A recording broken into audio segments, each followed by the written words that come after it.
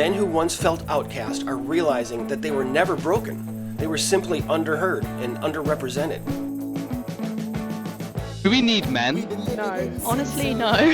No. Why? Because they suck. Men are no longer waiting to be invited into conversations, they are leading them. Are American men giving up on college? According to the National Student Clearinghouse Research Center, male student college enrollments are in a steep decline, down more than 400,000 compared to 1 year ago. The pendulum swings too far. And so now, guys don't want to get married. Don't fall for the illusion that nothing has changed. The truth is, everything has changed. Family law is waiting there on the other end to just really make it tough. They're teaching, they're leading, mentoring, and building micro-communities that run on trust, not political agendas.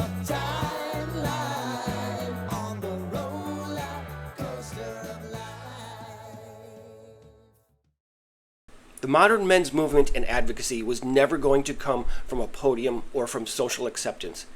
It was always going to come from quiet, stoic conversation amongst ourselves. And here's the part that no one seems to notice or to acknowledge. The work of men's advocacy is already at or near its peak. The foundation that men spent decades searching for has been quietly built in plain sight. And coming up, I'll prove it. How men have already achieved what politics couldn't, and how the revolution that they were told to give up on has already happened. In this entire deep dive in part 1, we traced how women built movements while men stayed silent. In part 2, we unpacked the empathy economy, including how society rewards female pain but punishes male vulnerability. In part 3, we discussed why men struggled to organize like women do, and how competition often replaces cooperation. And in the previous part number 4, we exposed how empathy became funding and funding became power, leaving men to rebuild influence from the ground up. For 50 years, men have been told that progress requires institutions. That includes lobbying, court battles, committees, and protests. But those have never worked, at least not in any long-lasting way. Every few years, yes, a new men's initiative emerges, promising reform and hope and recognition, and every few years, it collapses.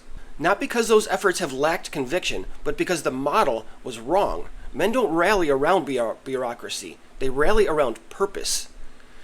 The real revolution didn't begin in a courtroom or a political chamber. It began in living rooms, guys wearing headphones and writing comments in video sections, just like this one. It began when men stopped apologizing for caring about the truth and started talking about it publicly. It began with fathers, brothers, and sons who had no formal organization but an instinct to connect. The quiet truth is that men have already organized. They just didn't do it or call it a movement. They called it growth. They called it independence. They called it self-respect. They called it getting their life back. And for the first time in human history, men have access to everything that they were once denied: perspective, knowledge, community, and honesty. Listen, 20 years ago, none of this existed. If you were a young man in your 20s, going through divorce or false allegations back in the early 2000s, trying to understand divorce law, fatherhood, or the psychology of masculinity, shit, man, you were left on your own. There was nothing online. There were no books to help you with any of those things. There were no channels teaching boundaries. There were no podcasts explaining or helping you to understand why you feel alienated. And there certainly were no forums to help normalize the pain of false accusations. You couldn't talk about any of it 25 years ago. You just had to survive it. Back then, getting advice about dating or divorce meant talking to someone in a bar. Talking about custody battles or alienation meant risking humiliation or pity. Masculinity itself was mocked and demonized. If you felt lost as a man, there was no path forward. Society's message was simple: suffer in silence and call it strength. But listen, now that silence is over. With a few keystrokes, men can find every kind of help that did not exist 20 or 25 years ago. They can watch a podcast on masculine psychology. They can find a coach for divorce recovery, or even connect with fathers who have been through the same system and came out alive. They can learn from experts, from other men, or from voices who've already endured what they're facing in the moment. What used to take decades of confusion to piece together is now available instantly. And listen, that is no small win. Having gone through all of that shit 25 years ago, what I'm telling you right now, it's not anything small at all. It's one of the greatest transformations of the digital age. And perhaps because a lot of people didn't experience those challenges 20 or 25 years ago, do not now appreciate what is available for them. The internet has become the one space that men are not excluded from, and we've turned it into a brotherhood. It started with forums like The Rational Male, A Voice for Men, and early fatherhood blogs that cracked open taboo subjects.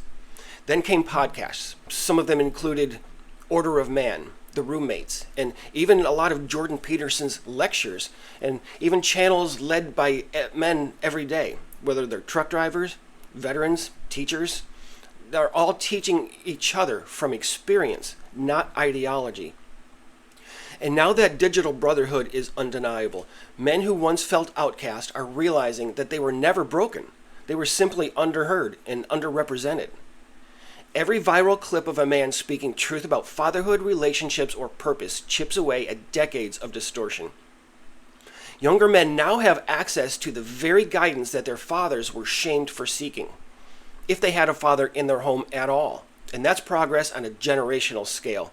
It's faster, it's less expensive, and more honest than any policy could have ever delivered.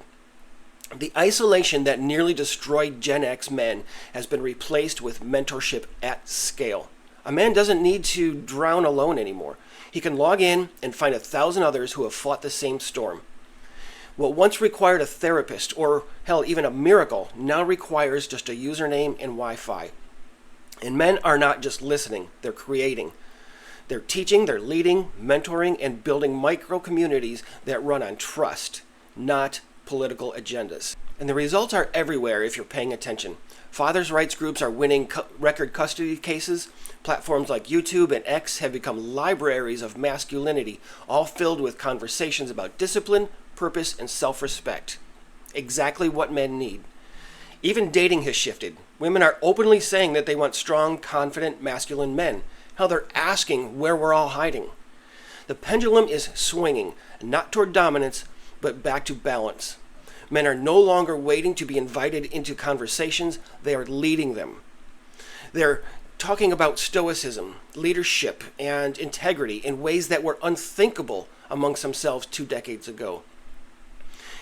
And let me add in here that the algorithm didn't create this. It simply revealed what men were already starving for. Again, brotherhood, clarity, permission to be human again, and for somebody just to hear and to listen to them, someone to help normalize their experiences. And this is what winning looks like. Not through political reform, but through cultural reform. Not through victimhood, but through visibility. So the world may still try to shame men for speaking the truth, but now men can answer back, and they are, collectively. You can't cancel millions who are awake, aware, and united by purpose instead of politics.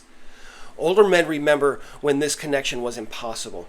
They remember losing everything: their families, their children, their respect, their hope, their homes, and their vehicles, hell, their entire life savings, and having nowhere to go, no one to speak with. Now younger men can watch a podcast on parental alienation, they can join a Discord of men who understand, or hear an author describe exactly what they're feeling. And all of this is liberation for men. The pain that once defined masculinity has become the spark that has redefined it. And this time, the movement can't be taken away. There's no cultural figure to smear, there's no institution to dismantle, and certainly no membership that can be taken away or revoked. The modern men's movement is decentralized, resilient, and self-correcting. It doesn't need permission from media. It doesn't need permission from government or from women, because it runs on truth. and truth is viral. Every man who tells his story becomes another signal in this network. And that's why I do appreciate all of you who make your comments in my videos. Every podcast that teaches strength without cruelty and leadership without ego becomes another piece of cultural armor for us. So yes, I do believe in fact that men are winning. Not someday, not hypothetically or theoretically, but right now, we are winning. The progress isn't coming from laws or headlines, as I mentioned, it's coming from connection. It's in the friendships that are being built, whether they're online or not, and the content that's being created, and the sons that are being raised differently. It's in the quiet confidence of men just like us who finally understand that strength and compassion were never enemies of ours. So don't believe the defeative narrative. Don't fall for the illusion that nothing has changed. The truth is, everything has changed. Maybe you just weren't around 25 years ago to notice how far we've actually come. Men are no longer waiting for a revolution. We are the revolution. The same generation that once endured silence has now taught the world how and when to listen. So when men stand tall again, it won't be because the system finally gave them permission. It'll be because they stopped needing it. The future doesn't belong to the loudest movement, I don't think. I believe that it belongs to the one that never stopped building, whether people recognize it or not. One click, one voice, one brother at a time. No politics, and it's all progress. And at this time, men aren't just surviving the storm. They're actually, learning how to dance in the rain. So if you've made it this far, you're part of something bigger than you realize. You are the reason that men are winning. It's not happening at the ballot box. It's not happening by names on a petition. Sure as hell not happening because anyone is begging for recognition anymore. But it's happening because we're using the modern man's most powerful weapon, awareness. Every time you choose truth over validation and action over outrage, you're proving to the world that the next chapter of masculinity isn't being written in legislation. It's being written by men just like you. And so yes, the era of victimhood is over. Men are no longer reacting to culture. They're shaping it. Every man who chooses purpose over pity and growth over grievance is contributing to this ultimate cultural shift that cannot be undone. We're not waiting for anyone to rescue us. We are rescuing each other. And so listen, I want to make a point that this is not about outrage. It's about evolution. It's about reclaiming the strength that built civilizations, tempered by the emotional intelligence that keeps them standing. And masculinity is not the problem. Please don't let anybody tell you that it is. It's the foundation on which progress still stands. The world doesn't change when men get louder. It changes when men grow louder inside themselves. Men are no longer victims of neglect. They're architects of renewal. They're not waiting for power to return. They're redefining what power actually means. And again, I'll reiterate that we see it everywhere. Women are outright asking the world where all of the strong men have gone, only to realize that we've been rebuilding in plain sight. Men who were once shamed for their discipline and standards are now sought out. And this is the new era of masculinity. Steady, grounded, unapologetic, and fully awake. The world doesn't need men who complain, it needs those who contribute. We've all proven now that awareness itself is power. And when men educate each other like we are, then we elevate each other along the way. So here's the truth as I begin to conclude. We're not behind. We're ahead. Collectively, we've built something that can't be legislated, censored, or dismantled. The world is shifting because men finally remembered who we are. And we're leading again without apology. So yes, I think we've already won. Not through outrage and certainly without an ounce of political bargaining. Just quietly, steadily, and together through silent voices that now refuse to participate in a culture that ignored every previous attempt to be heard.